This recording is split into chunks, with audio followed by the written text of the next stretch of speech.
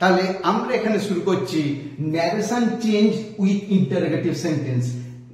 আমরা দুভাবে interrogative sentence করব, একটা হচ্ছে হেল্পিং ভার্ব দিয়ে আর একটা হচ্ছে ডাব্লিউএইচ ওয়ার্ড দিয়ে। তাহলে এখানে আমি দেখেছি এক নাম্বার বাক্য, do you love ice cream, he said to me, সে আমায় জিজ্ঞাসা করলো তুমি কি আইসক্রিম ভালোবাসো, তাহলে he asked me if I loved ice cream.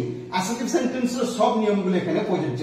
খালি কি হবে, সেডের পরিবর্তে এখানে হবে আস্ক, আর দ্যাটের পরিবর্তে কি হবে ইফ বা ডাব্লিউএইচ ওয়ার্ড, ইফ বা ডাব্লিউএইচ ওয়ার্ড। ডাব্লিউএইচ ওয়ার্ড দিয়ে বাক্য থাকলে ডাব্লিউএইচ ওয়ার্ডটাই বসবে, না হলে ইফ বসবে। তাহলে দ্বিতীয় বাক্যটা আমি কি বললাম, আই সেড টু হিম, আমি তাকে জিজ্ঞাসা করলাম হোয়াই আর ইউ অ্যাংরি, এই তুমি রেগে গেছো কেন। তাহলে asked him why he was angry, কেন সে রেগে গিয়েছিল। এখানে সব ফুল স্টপ, এখানে প্রত্যেকটা ক্ষেত্রে ফুল স্টপ, মানে সব অ্যাসার্টিভ সেন্টেন্স, অর্থাৎ শেষে ফুল স্টপ হবে।